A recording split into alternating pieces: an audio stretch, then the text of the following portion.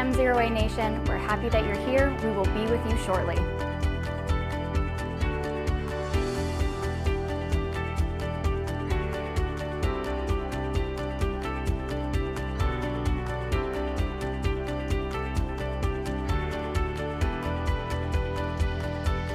Hi M0A Nation, I'm Sarah. I'm excited to be one of M0A Online Ground School's aviation educators.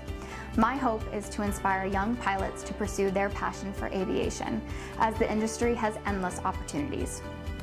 I'm originally from Sweden. I knew I wanted to follow the footsteps of several family members who have had successful teaching careers. During my own education, I started to fall in love with the STEM subjects.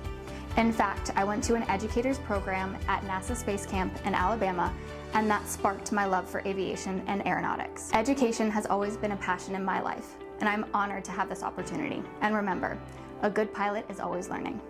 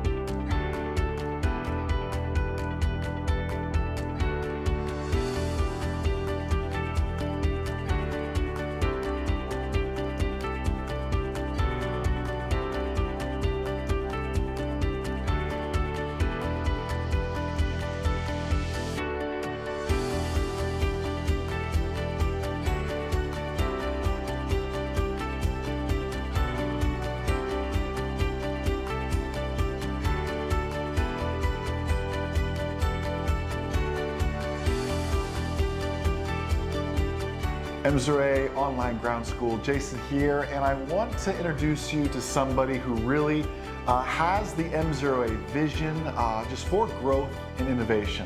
I want to welcome Jamie to the M0A team and also to be one of those great innovators on camera. Well, if anyone knows me, I've been one to eat, sleep, breathe airplanes, aviation. I'm one of those biggest dorks out there whenever it comes to aviation. So getting into it, I grew up in an airline family actually. So Wow. I've wanted to do this my whole entire life, probably since I was 3 feet tall. All my hours, requirements for the airlines, I went to the airlines. I've been with 4 separate airlines so far, so a little bit of a diverse background. I'm at my dream airline now, so I'm just loving every single time, but I've missed that general aviation aspect. I've wanted to get back into that so much, and I am so thankful to be here because it's all I've ever wanted to do, so. That is awesome, my friend. We're so thankful to have you on here as well. And I'm just excited to watch as the new M0A Aviation Educator team really just works to continue making a lasting impact. I just want to wish you the best of luck on your journey as people get to know you and you get to play a small part in their big success. So welcome to the team. Jason, thanks so much. Thank you, man.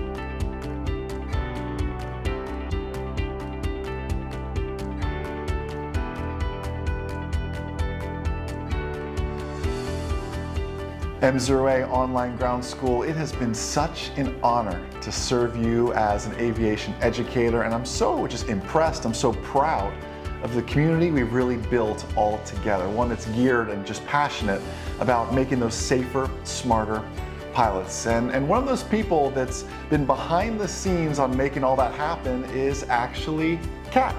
And you're gonna start seeing some amazing new faces on camera here at M0A, and Kat is one of those individuals. I just want to take a moment to introduce you to Kat. So I've been in the flight training industry now for almost a decade, and the true reward with that is really seeing those students come in with a dream of becoming a pilot, and a couple months, years down the road, they're off to the airlines. So that's the true passion that I have for the education side.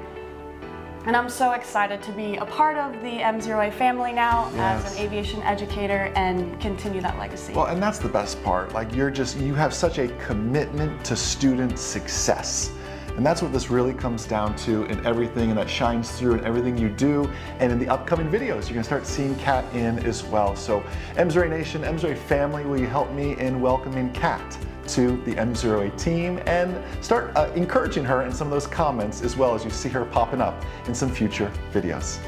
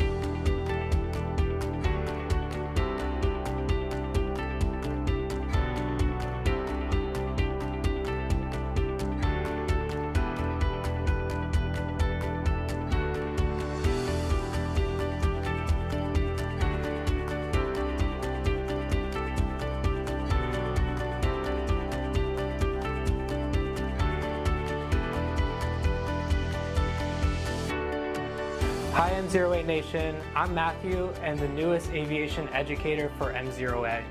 I'm really excited to be part of this team and continue teaching the future generation of pilots. After going to many air shows growing up, it inspired me to take my first discovery flight at 15. I began researching flight schools after that and discovered that Florida was the best place to do my flight training.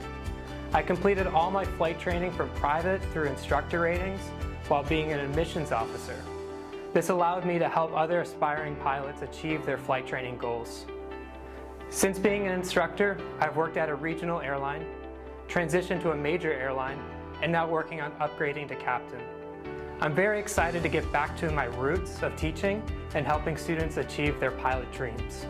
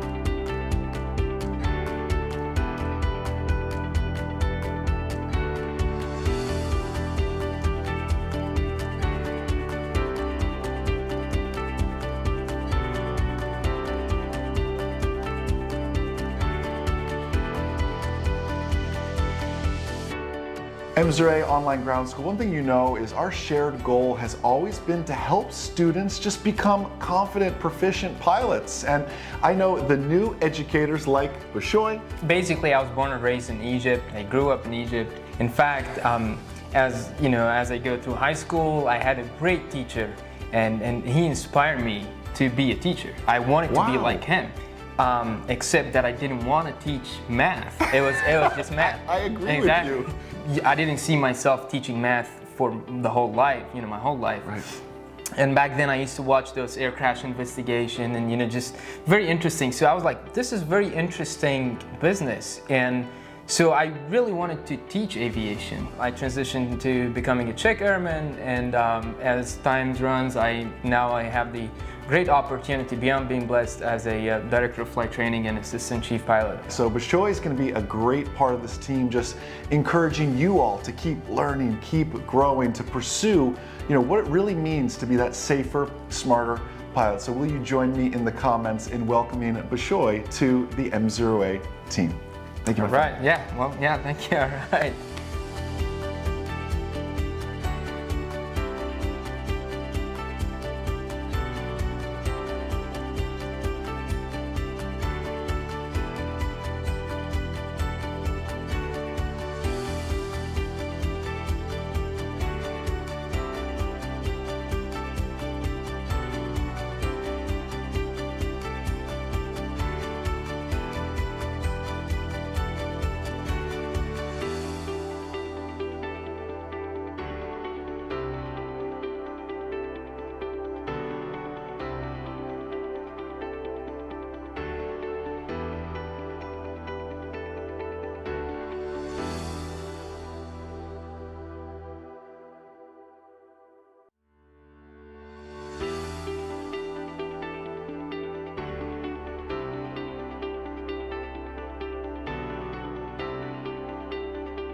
M0A Nation, Jason here, joined by Martin. And before I introduce Martin, I just want to share, it has been such an honor these past 16 years to serve as really your aviation educator. I'm so proud of the community this amazing M0A team has built together. You're so passionate about just building these safer, smarter pilots. And one thing you don't realize is M0A is so much more than just Jason. There's so many amazing people behind camera that make all that work, and it's time to get some new faces out there as well. Martin is one of those smiling new faces as well. I really wanted to introduce Martin to the M0A Nation so they can get to know you, hear your story, because M0A, as you know, we teach through stories. It's so important to bring new perspectives, right? You're pursuing a different career in aviation than say I did. All these things. Share with the M0A Nation just really what's on your heart right now for aviation education, aviation safety, and just briefly about your background, my friend. Sure. Well, as Jason said, my name is Martin. I'm originally from Argentina. I'm living here right now in the US. And my aviation journey started as a flight attendant, not as a pilot. Wow. Yeah. I started working as a flight attendant for a big Middle Eastern airline. So I got the chance, we were talking before, I got the chance to travel pretty much around the world. More than 80 countries, hundreds of cities, so I'm very blessed about that. And that's how it started, but eventually, as many of you that you're hearing this right now, I wanted to fly planes, right? So what it started as a work, something that should last a few years. I said, why not, right? Let's start working as a flight attendant, fly for a few years, and then come back home. Well, that fueled my passion for aviation. So I started taking flying lessons. I finished all my training here in Florida, and I started working as a flight instructor. I love that. And Martin just brings such expertise to all of this as well. Just bringing these fresh ideas, these strong skills to really ensure the high standards of M0A continue. So Martin, welcome to the team. Thank you so much. So glad to have you and thankful to have you here. Thank you so much. I'm thrilled to be here. Yes, Very happy. likewise, man.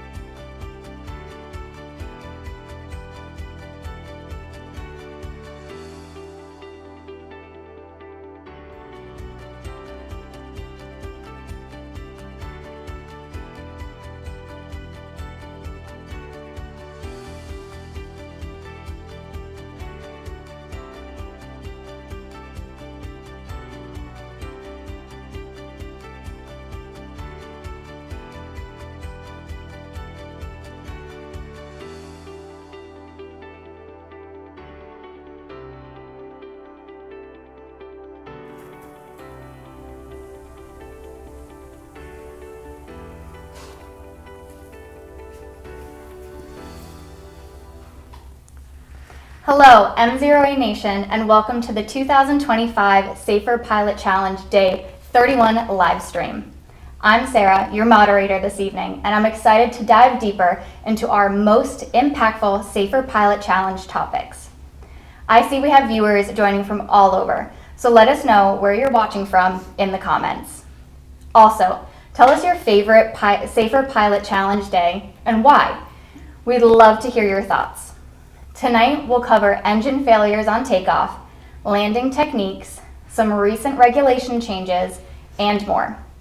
This is a roundtable discussion with pilots who have general aviation and airline experience, so it's going to be interactive and practical.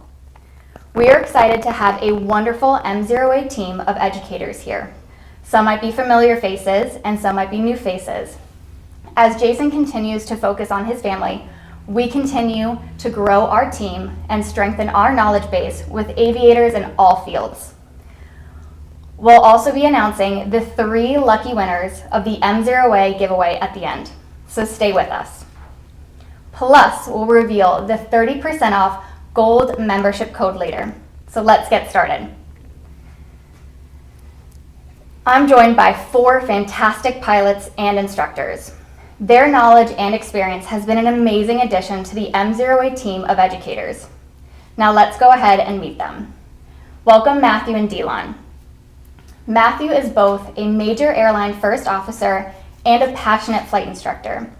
He is currently working towards his captain upgrade and is all about safety first training and has been flying airplanes since before he could even drive a car. Thanks, Sarah. My name is Matthew. I am from Rochester, New York, and I'm a first generation pilot.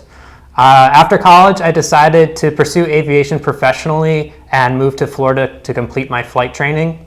After that, I became a flight instructor where I grew a strong passion for teaching and continuing to help students achieve their dreams. After I flight instructed, I went to the airlines, and I'm currently at the airlines working on my captain upgrade right now. This has been a really fun full circle moment for me to be on this side of the camera at M0A. I actually started as a ground school member for M0A when I first started my private pilot license, so it's been a really fantastic opportunity to be able to do this for M0A. Delon is a first officer at a major airline and comes from a family full of aviators and aviation enthusiasts. After successfully transitioning from a career in marketing to becoming a pilot, she continues to set the example that anything is possible.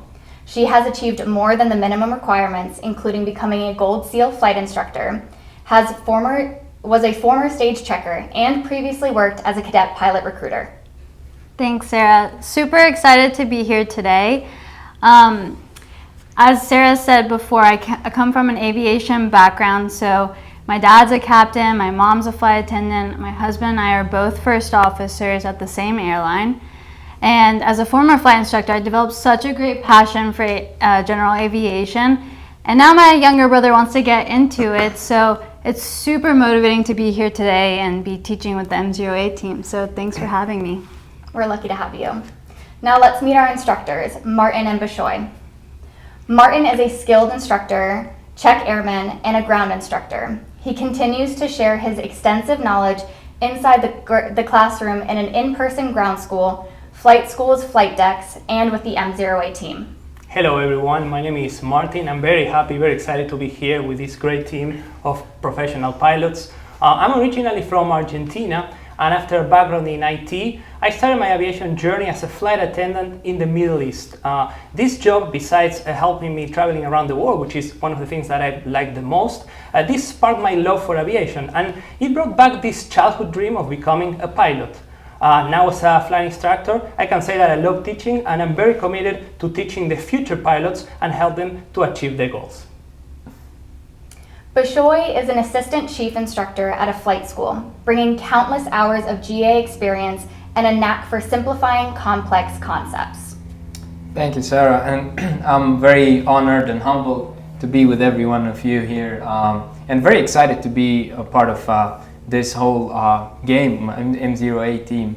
My name is Bashy, and I was born in Egypt, born and raised, and I did my flight training in Europe, and then I moved up to the States, gained my instructor certification, and I've worked as an instructor, and then I grew up more, became a Czech airman, and then held the assistant chief position with the flight school. Very, very excited to be with you. It's very funny, you know, aviation is a very small world, you know, at some point every one of us kind of crossed path, you know. I flew with Dylan before, flew with Matt and Matthew, and probably we flew together, I don't know, yeah, maybe, yeah. But yeah, it's very, very, I'm very excited to be part of this team. We're lucky to have you all here. Before we dive into today's topics, we want to take a moment to acknowledge the tragic accident involving the American Eagle Flight 5342 and PAT 25. Our thoughts are with those affected by this tragedy, and we hope for strength and healing for everyone involved. Safety is always our highest priority in aviation, and accidents like this heighten the critical importance of staying vigilant and the maintaining of highest standards of safety at all times. We encourage everyone to stay informed and continue supporting efforts to make aviation as safe as possible for everyone. Now let's pivot a bit. While we continue to keep those affected by this accident in our thoughts, it's a reminder of how important it is for us as pilots and aviation professionals to constantly be prepared for the unexpected. One of those critical areas where that preparation can make all the difference is handling engine failures. Matthew, you covered day 11 with Jason. Can you briefly explain the experience of preparing for engine failures right after takeoff and how you prepared your students for this procedure? Absolutely. Preparing for engine failures is super important, and the best way to start doing that is having a proper curated takeoff briefing that's specific for the airport you're operating out of. Every airport's a little bit different, so you need to curate one specifically for that departure. The way I like to teach this to my students is a simple phrase: fly what you brief, brief what you fly. I think it's really important to emphasize why you're doing the briefing. We're not doing it just to tick part of your checklist off. We're actually doing it to vocalize our action plans if something came up during the flight. The way I like to teach my students how to conduct the takeoff briefing is to break the flight into segments. What are you going to do if you have an engine failure during the takeoff roll? What are you going to do after you're airborne with usable runway in front of you? What if you don't have usable runway in front of you? What about from 1,000 feet to 2,000 feet? Well, all these can differ depending on the airport you're operating out of. Let's look at some examples. We're going to take a look at an airport in South Florida called North Perry. This airport, as you can see from the imagery, is a very congested area with lots of housing around. If you're unfamiliar with an airport, I always recommend using satellite imagery to get familiar with the airport environment you'll be operating out of. Some of the things I notate when looking at this airport is we have multiple runways, intersecting runways, and a lot of free fields on the airport property on all the departure ends. Those can all be useful information to know during your takeoff briefing. Also, once you leave the airport property, there's a lot of housing. So what are you going to do if you have an engine failure and you're down low? Well, we can identify some of those roads and keep that in mind for our briefing. Let's look at a different airport that has a couple different considerations. We're going to move up to Central Florida now, to the Lakeland Airport. Lakeland Airport looks much different than the North Perry Airport. As you can see on the departure ends of the runways, we have multiple fields that could be useful in the case we have an emergency on takeoff. So we need to look at each airport and curate a specific action plan for that airport in case we have an emergency. In general aviation, we talk about best glide speed and off-field landings. In this NTSB case, on June 12, 2023, a Cessna 182 experienced an engine failure shortly after takeoff. The pilot attempted to return to the airport but was unable to maintain altitude. The aircraft collided with obstacles during the emergency descent, resulting in substantial damage. Investigations revealed that the engine failure was due to mechanical issues related to inadequate maintenance. Matthew, let's highlight a few lessons from this case study. Absolutely. So we know that it was caused by mechanical issues. So what can we do as pilots to make a safer decision? Well, first, I like to do The way I like to teach my students is know your airplane's mechanical history. Kind of think of it as like a health report. What was the last inspection that was conducted on the aircraft? Has it had any reoccurring write-ups? What's some trends that you've noticed with the aircraft? Knowing the mechanical history of the aircraft is vital for safe flight operations. Secondly, your pre-flight. How do you pre-flight? Are you just doing a quick walk around with your checklist? I always recommend going into the aircraft for the pre-flight checklist as skeptical as possible with the aircraft. Take your time, go slow. If you have any doubts, go back and ask a mechanic or another flight instructor or other pilot for their opinion as well. Delon, as an airline first officer, how do you approach takeoff emergencies like this, especially with the concept of V1? Of course. So like Matthew said earlier, it is so critical to make sure you have these in your briefings, and just to make sure you're all on the same page, everyone involved in the cockpit. So that's very important. What's also important is to understand what V1 is. And in simple terms, V1 is just our decision point. So this is our maximum allowable airspeed at which a pilot can abort the takeoff and come to a complete stop on the runway. The way I look at it is I kind of break it down into 3 parts. So the first part would be incorporating 80 knots. Now, anything prior to 80 knots, this is going to guarantee us to be able to have enough runway and come to that stop. So we'll usually abort for either a caution or a warning message. Anything past 80 knots and before V1, we're only aborting for very specific reasons. So that would be engine failure, fire, wind shear, or if we see the aircraft is unfit to fly. Once we reach V1, this is our final point to make that decision to abort, and after that we will be taking off and assessing the situation and following the necessary procedures to come back and land. Excellent. The key takeaways for everyone. Cultivate a mindset that emergencies can happen during takeoff. Prepare in advance for the possibility of an engine failure on takeoff. Conduct a thorough pre-takeoff brief and establish a clear, workable plan. Know and understand your aircraft's performance numbers before every flight. Now, switching gears to landings, or should I say gears down. I want to ask our audience to write any comments they have on tips for landing or questions they want answered to better their landings in the comments now, so we can answer them in a little bit. Martin, you and Jason covered this on day 8. Give us a quick summary of your top landing tips. Absolutely. Well, what I like to say is, first, to nail a smooth landing, it will start way before the touchdown. It's all about preparation and airplane control. So you first want to set up yourself for success by maintaining a stable approach. This means you need to control your airspeed, glide path, and descent rate. You have to do this way before you cross the runway threshold. Also, keep your eyes scanning all the time. You gotta scan between your aiming point and your airspeed indicator to maintain situational awareness and make the proper adjustments if needed. Small, smooth control inputs are key for this. Overcorrecting can lead to instability. Also remember that power management is very important.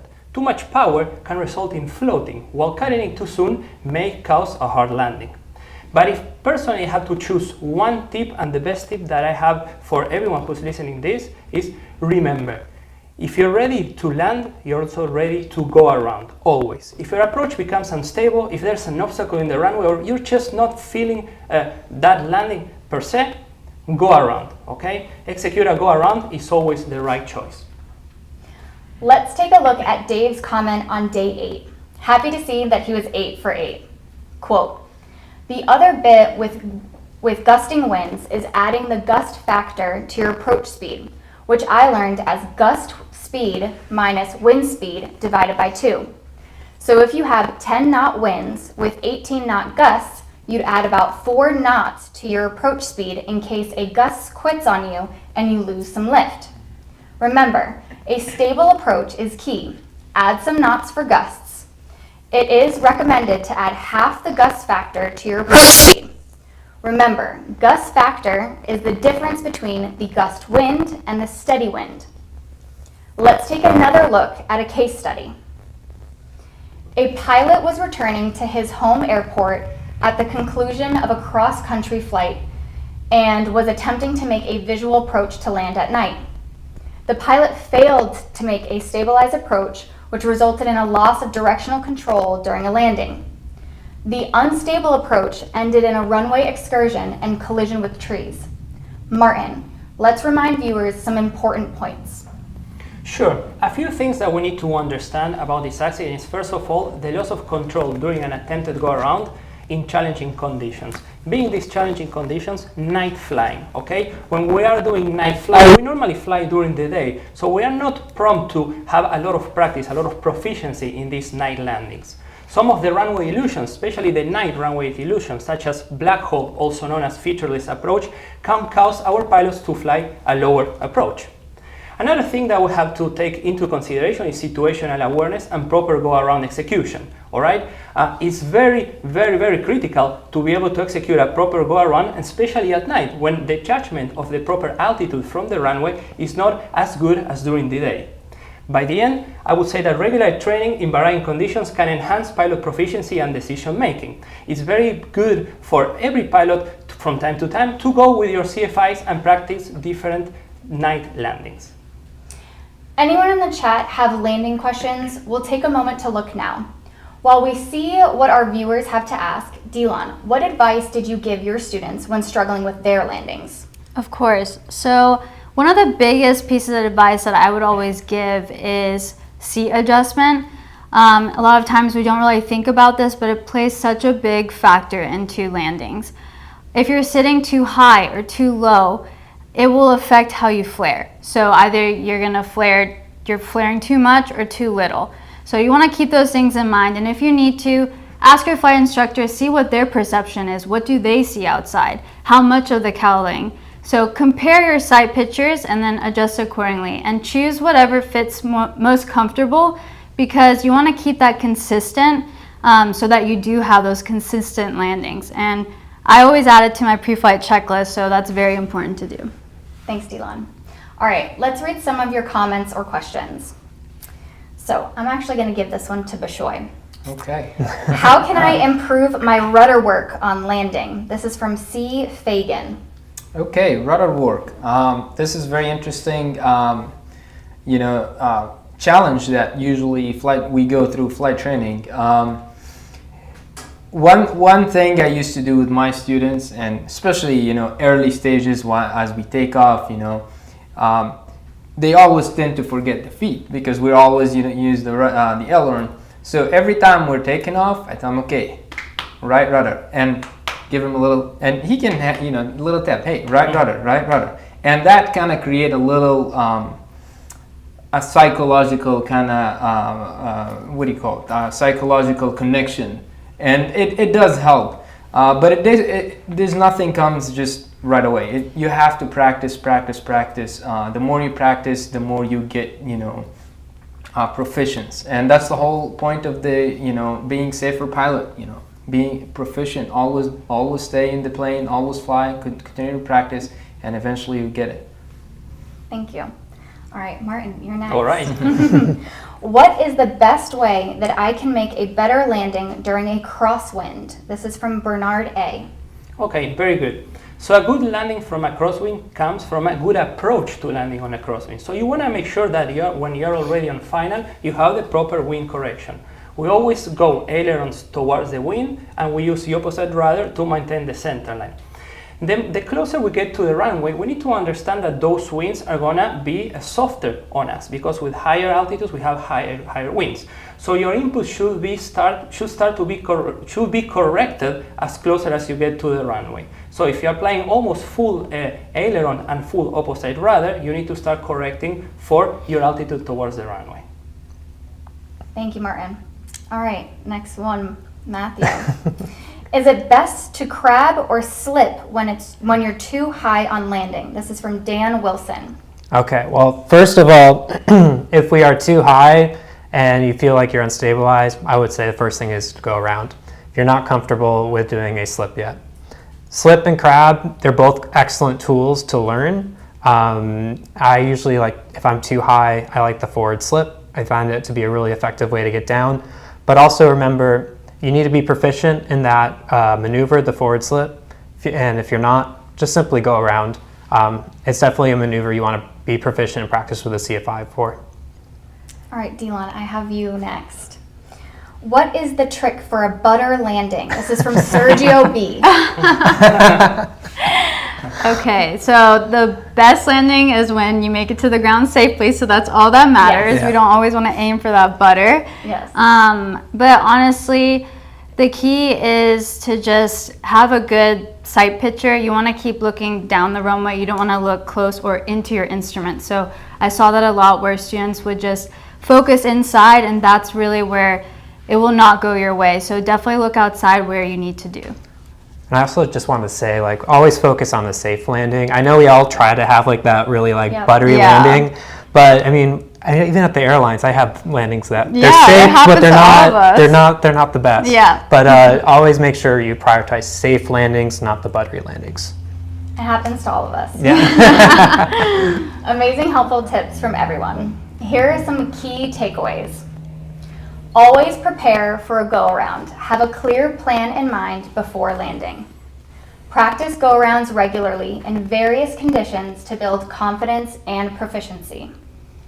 Understand the importance of a stable approach.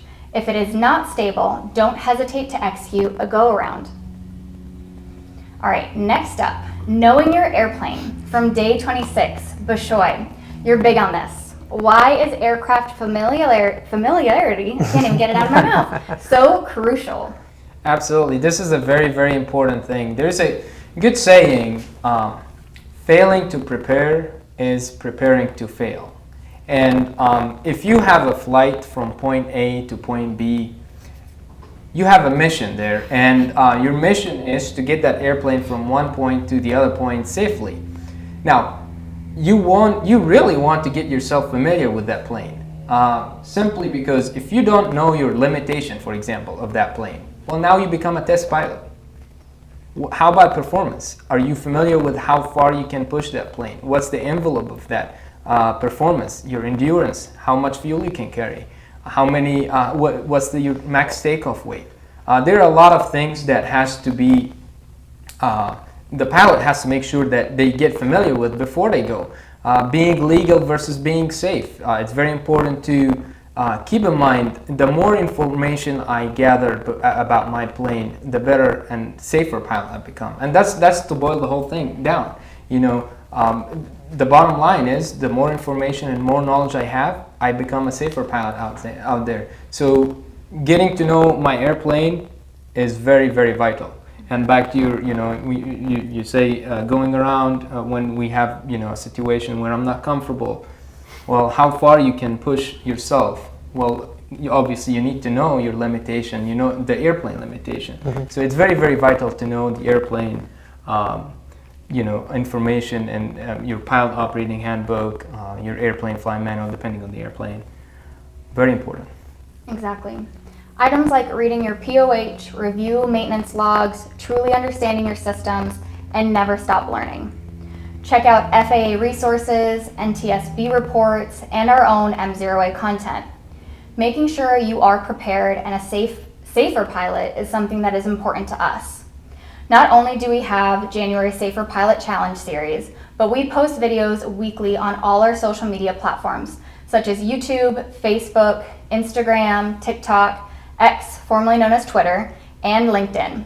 We have many other resources besides our Part 141 and Part 61 training, such as our boot camp, online simulators, and Pass Your Check Ride book series. This is a great segue to some of our important regulatory updates that you need to know. So all right, team, we'll keep this quick.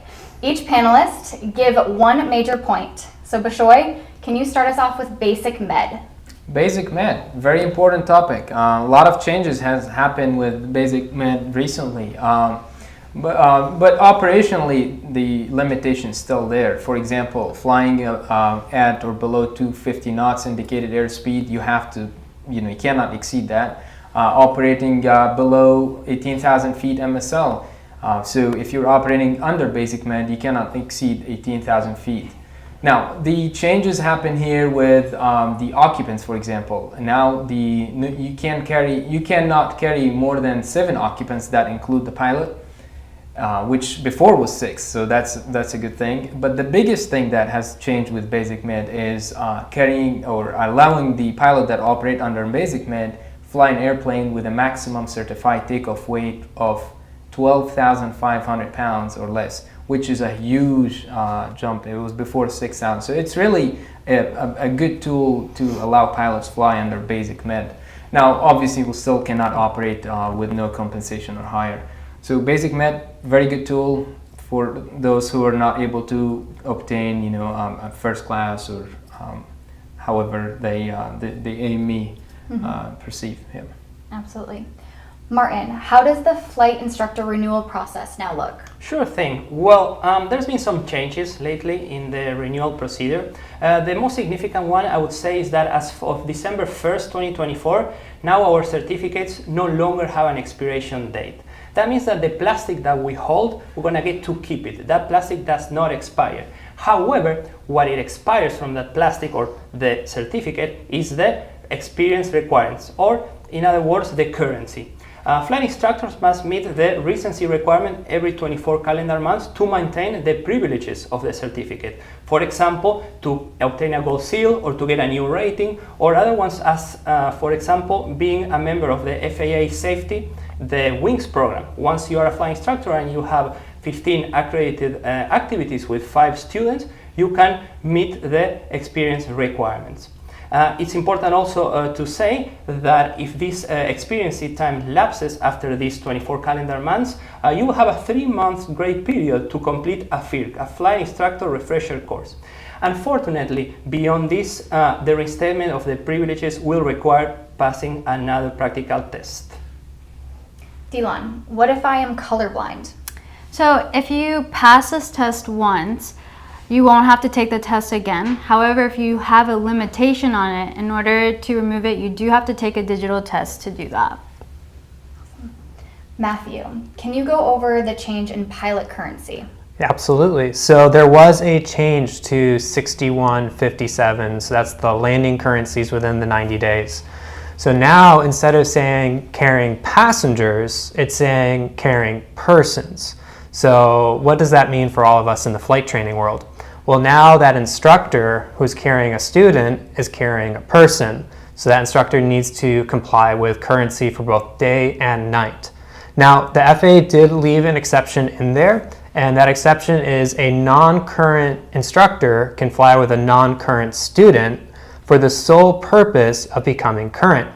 Now, the caveat to that is that that student has to be certified so they could act as PIC on the aircraft that they're flying that day.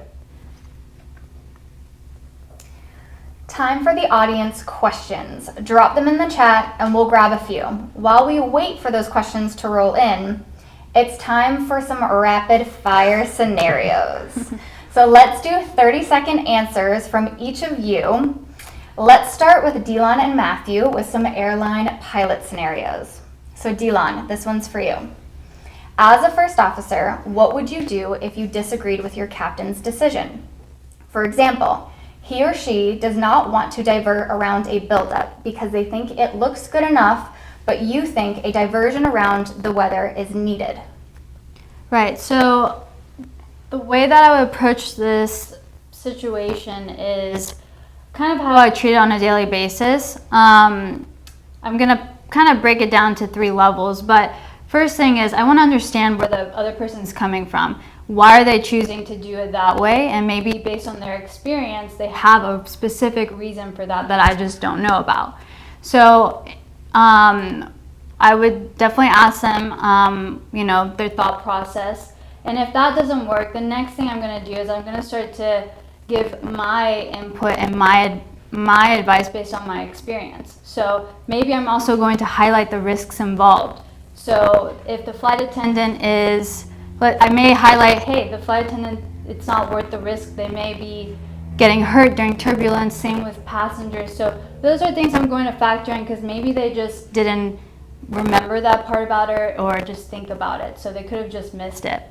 Next level, if that doesn't work, then that's where I'm going to kind of tell them straight up, hey, you know what, I'm not comfortable with this situation. I prefer for us to get vectors, because now you're kind of just speaking up and saying how uncomfortable you are with the situation. And then I'll just say, you know what, we can just quickly ask for vectors to get around the thunderstorm. So that's kind of how I would assess it and kind of help diffuse the situation instead of increase it. That's kind of why CRM is so important when we train, both from like private pilot and all the way on. CRM is like one of the most important things that's helped with our safety in aviation. Totally agree. Absolutely. Thank you so much for your insight. Now let's hear from Matthew. We discussed de-icing a bit in the Safer Pilot Challenge. It is a poor weather day, and your aircraft was de-iced with a Type 1 and 4. There is a long line of aircraft waiting to take off. What would you do if you are next to go for takeoff and your holdover time is expiring at that time? It is difficult to go out of line without causing a big disruption in flow. Yeah, that can be a very different concept for a lot of general aviation pilots when it comes to de-icing and anti-icing procedures. Something we do at the airlines is annually, right before the winter season starts, we'll go through proper cold weather operations training to refresh ourselves with our policies and procedures and making sure we are all know all the caveats to how we operate in cold weather. Now, specifically when it comes to holdover times, generally most airlines and corporate departments will allow you to take off past your holdover time if you comply with a couple different things. So first, you have to be within 5 minutes of your holdover time expiring, and then you also have to do something we call a pre-takeoff contamination check, which is when you would actually leave the flight deck, go back to the wings, and ensure that your wings are free and clear of ice. If there's any doubt at all that there is any type of ice or frost on the wing, or if you're going to exceed that 5 minutes, then you're going to have to go back and get de-iced again. I know it's not the most fun thing to go all the way back, get out of line, and have to re-de-ice. I'm sure you've done it as well as I've done it. Yes, I have. But you got to always prioritize safety above all else. Thank you. Back to Dylan. The weather is a marginal VFR. Do you choose to land on a runway that has an ILS with a slight tailwind, or do you choose the runway with the headwind but a PAPI only, no precision approach? The runway lengths are the same. Right, so the first thing I'm going to do is I'm going to consider my maximum tailwind component for my aircraft specifically. So every airplane's different, but I'm going to factor that in before I start moving around or planning the next thing, because you're just going to go down a rabbit hole when it could have easily been avoided from the start. So if I'm seeing that this tailwind is meeting my limitation and it's not going beyond that, then next thing I'm going to do is I'm going to get my performance numbers for that and ensure that I do have adequate runway available. So if both of these things are matching up, then I'm going to continue with that precision approach. So there's no need to make things more difficult and choose the non-precision runway when we meet those requirements. So in this case, it would be that precision approach. Okay, awesome. And the last one for Matthew. You are in line to take off, and the airport closes for a short afternoon thunderstorm buildup passing over the field. After 20 minutes, the rain stops and the skies clear. The airport reopens with you number 1 for takeoff. No other aircraft has taken off or landed yet. You will be the first, so there is no pilot reports yet on turbulence or gusty winds in the area. Multiple other aircrafts are waiting to take off. Do you accept the takeoff clearance? That's a good question, and I'm a Florida-based airline pilot, so this happens all the time in the summertime. The first thing I always like to discuss and kind of tell what we do in the flight deck is when an airport goes into ground stop for a thunderstorm or something like that, we are always up front working, coming up with a plan A, a plan B, plan C, plan D, plan E. And then we're also contacting our dispatcher because they have a lot of weather tools that they can relay to us. And we also have a bunch of weather products that we can use to gather information on our EFBs as well. So we're always constantly adjusting the plan and rebriefing our plan of action, especially when it comes to thunderstorms. Something I always like to brief again is the full wind shear escape procedure. So we'll go through all that kind of stuff. So if the airport opens back up, weather all clears out, as long as we are fully rebriefed for that procedure and everything is within our safety margins, we'll go ahead and continue. But if we don't feel confident in safety, we'll just be like, hey, we'll just taxi out a line and we'll give it a little bit more time, or maybe come up with a new plan with dispatch. Thanks. Let's turn it back to our general aviation, and here are some rapid scenarios, starting with Bashy. Okay. During a dual cross-country lesson, the engine begins running rough at cruising altitude. What's your immediate plan? Okay, so it's very simple. We learned from day one, and single pilot resource management and aeronautical decision making. We have the 3P models. You have the perceive, process, and then perform. It's as simple as this.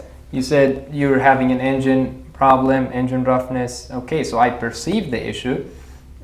You can monitor what's happening as you scan your instrument. Let's say you see your oil temperature is rising, your oil pressure is dropping. Well, from processing that information, I can assume that, well, not assume, pretty much you can expect that you may have an engine failure very soon.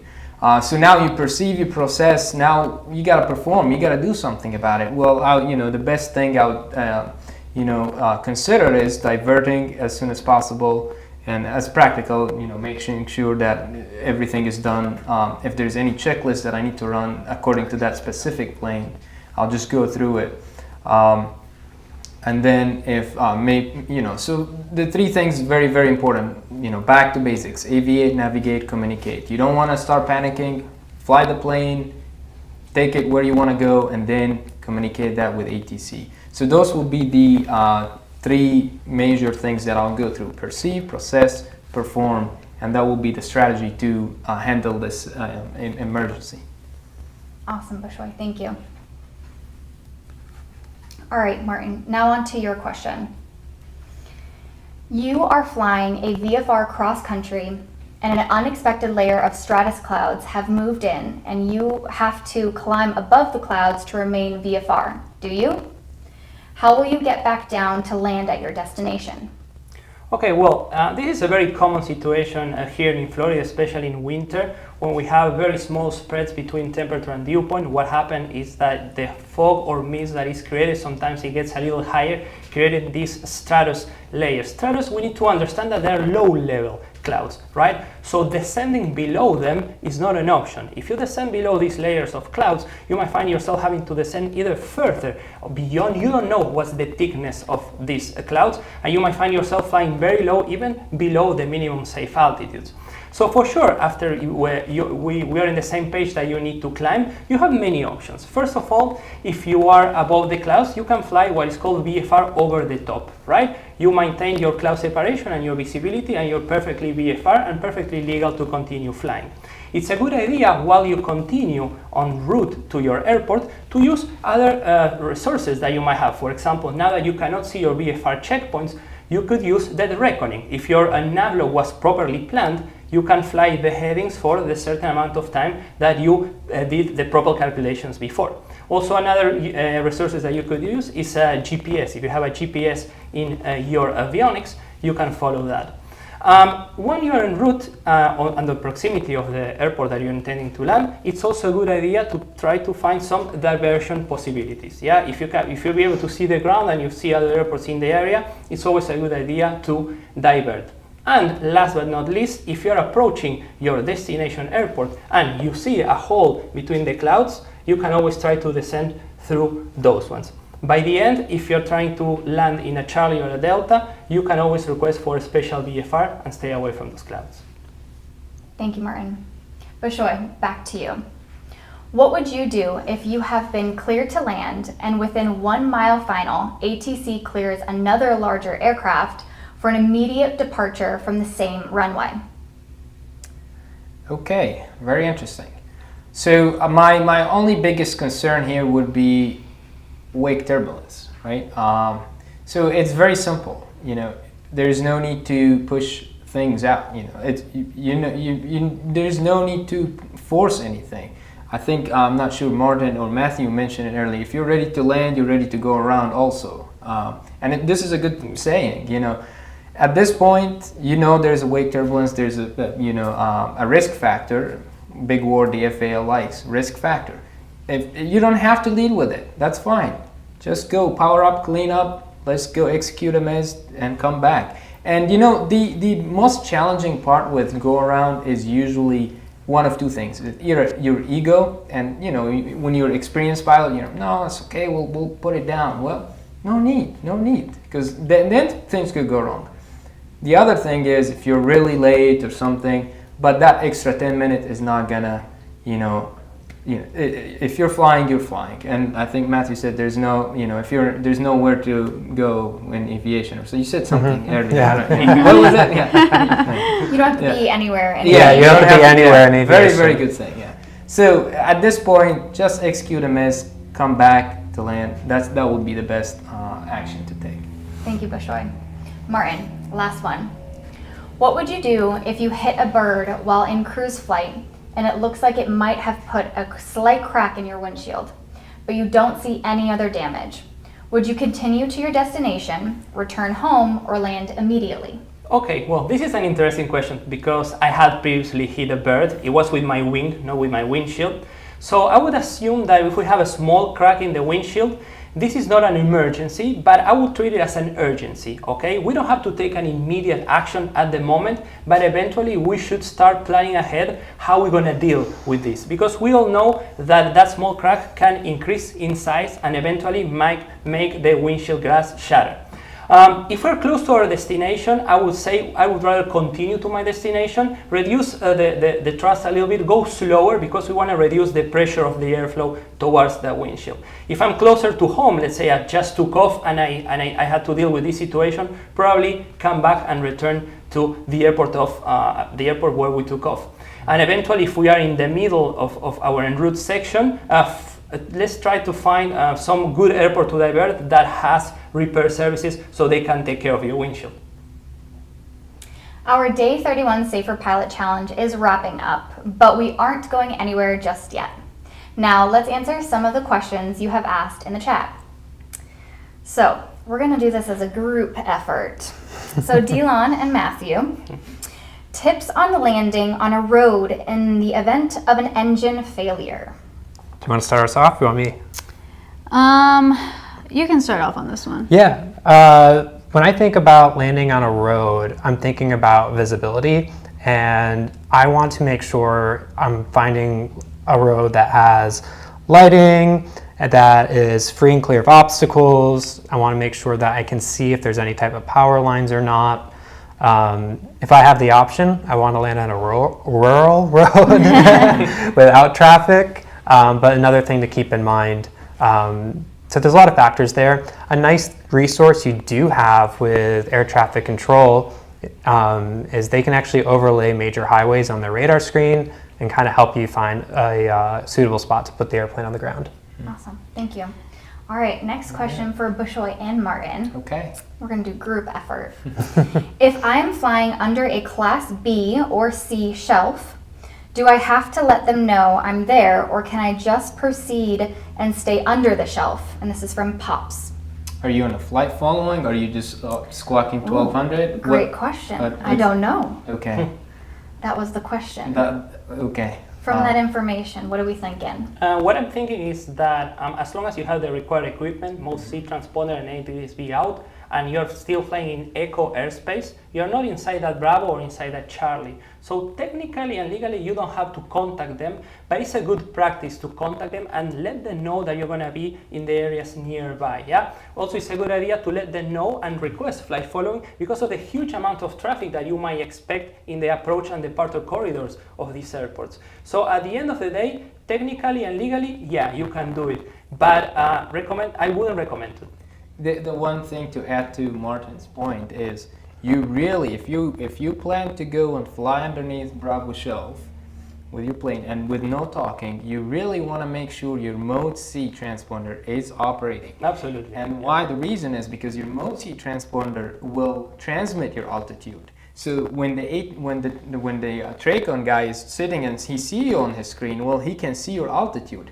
But if he doesn't see your altitude, if you don't have your mode see, he will just see a dot, and now he doesn't know if you are in his airspace or underneath or above. So you really want to have and like you said, you really want to have your equipment on board operation, and legally that's fine as long as you do it the right way. Yeah. Yeah, absolutely. Good question. All right, back to Dylan and Matthew. And I mean, this could also go off of your experience of what you've seen being in the airlines and also your personal experience. All right.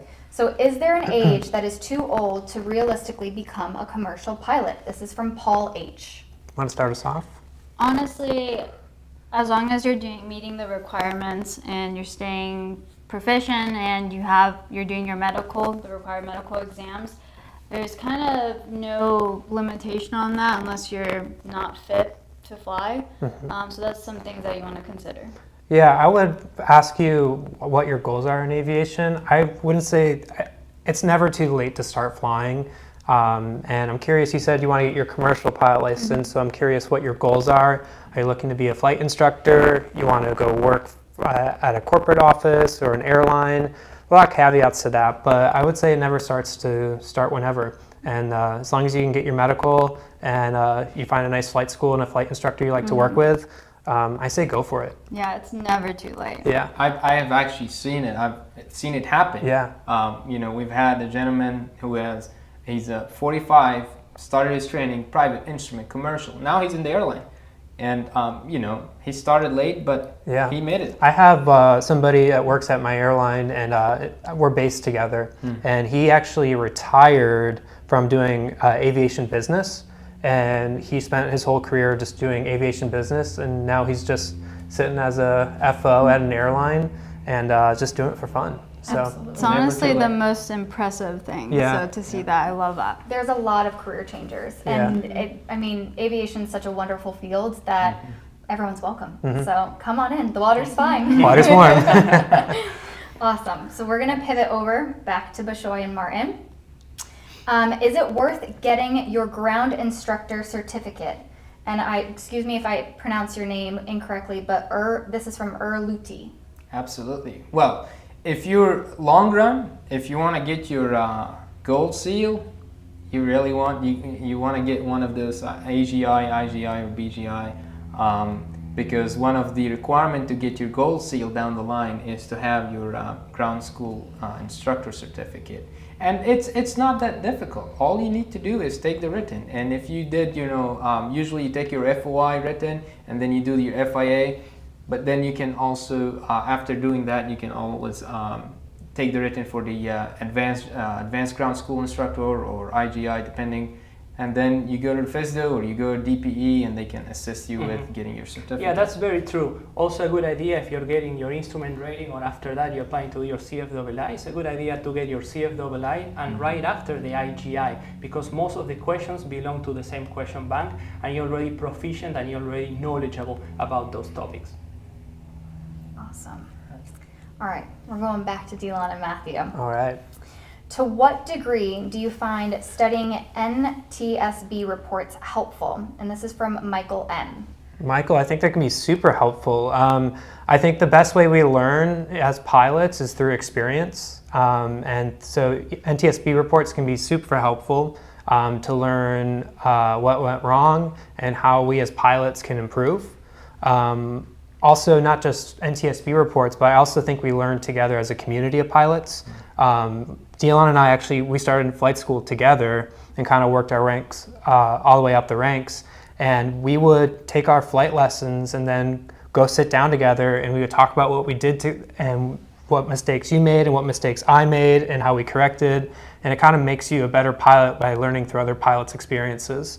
So one thing that's kind of cool with M0A is now that bubble's gotten bigger. As you become an M0A ground school member, you get to meet all these pilots from all across the country, and we can all learn together from all of our experiences.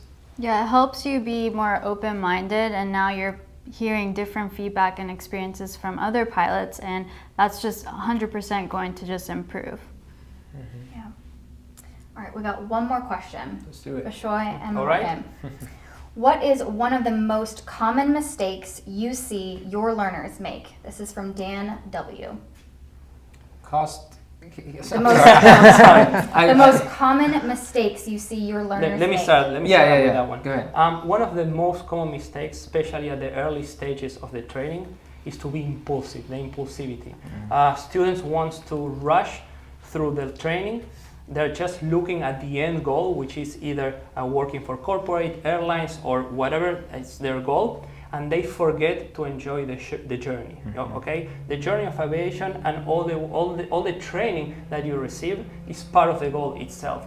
So what I've seen is like students tend to rush and tend not to enjoy the beauty of flying GA planes and their training. Yeah, I mean, there's a lot. I would say one of the, not the most common, it is very common actually, but one of the worst mistakes that an applicant could put himself in is resignation. And usually when you're flying, you're practicing a maneuver and you don't get it right the first time, you don't get it right the second time, and you end up dwelling in your, oh, I messed up. And you know what, even if it's worse in a check ride, you're flying, you're doing a maneuver and you feel like you're a little out of standards, and you just start dwelling on those, negative thoughts, and then at that point, everything just snowballed downhill. The whole, we're all humans, we all make mistakes. The key is to break those mistakes, because it builds like chains, and a whole air crash investigation happened with a chain of events, a chain of mistakes. So if you break that chain, you continue and keep going. So resignation, one of the major it really bring you down. So know that it's okay. We're all human. We make mistakes. The key is to identify that mistake and move on. Thank you so much. All of these questions were great. Thank you for being a part of this wonderful community. Before we announce our 3 giveaway winners and release the 30% off discount code, let's hear what one golden nugget each of you will carry into 2025. Let's start with you, Dylan. So my golden nugget for this year would have to be to continue to keep a slow or normal pace in the cockpit. So I never want to have that feeling of rushing or urgency, because the moment that happens, there's bound to be more mistakes. And as soon as you have a mistake, you're doing the complete opposite now. Now you're doubling the time that you were trying to save. So honestly, there's no winning with that. You're just increasing the chances of errors, and now you have to go back and fix it. And I also I want to make sure that I don't carry any outside factors or forces to cause me to rush. So if I have a jump seater, a captain who's rushing, or there's weather coming in, I'm not going to let those drive the pace of the cockpit. So that's something I will for sure continue to carry on. That's really good advice. I think what I would carry into 2025 is the importance of staying vigilant and avoiding complacency. I think a lot of times when we get really comfortable with our airplane and maybe we fly out of the same airports all the time, we get so comfortable with the pace of everything and everything always goes to plan, and that's when you can kind of fall into that trap. Mm-hmm. So having a mindset of just, all right, I'm going to proceed with everything cautiously, and I'm going to just respect the aircraft, respect the airspace, and that's going to lead to a safer operation. Yeah, definitely agree. For sure. What about you? Okay, I would say my golden nugget would be stay informed, stay consistent, and stay proficient. And there's a good saying that a superior pilot uses his superior judgment to avoid using his superior skills. Meaning, for example, you just got your instrument rating. That doesn't mean you should take the plane and get into the clouds. The question is, should I get in? The question is, am I gonna get out of it? Just because I have an extra ticket in my pocket, I don't want to put it on the test. You should always keep yourself proficient. You should always keep yourself sharp, but don't put yourself in a situation where you have to use those superior skills. So prevent it, and that's why a superior pilot uses his superior judgment to avoid using his superior skills. That will be my golden nugget for 2025. Very nice. Okay, so if I had to bring, to keep with me one of my golden nuggets for this new 2025, I would say it would be the desire to keep learning. Yeah, of course I will continue to trust my training, my skills, but I would tell myself never stop learning. Aviation is an ever-evolving field, right? We understand that, and there's always something to learn. I think that continuous learning is what separates a good pilot than a great pilot. Those are all great. We have covered so much. Engine failures, landings, continuous learning, new regulations, and a big thank you to all of our panelists for sharing their insights. Now, the moment everyone's been waiting for, our 3 giveaway winners. Emma Moen, Brooke Patzner, and Trent Tyson. Congratulations. We will be reaching out to you in regards to your winnings, so keep an eye out in your emails. Also, for all of our new viewers and future pilot subscribers, here is your 30% off code for the M0A Gold membership, cleared for 30. This code will be good for 7 days. We hope you keep your momentum going with us. Thank you for tuning in to the 2025 Safer Pilot Challenge Day 31 live stream. From all of us here at M0A, fly safe and we'll see you in the skies. And remember, a good pilot is always learning.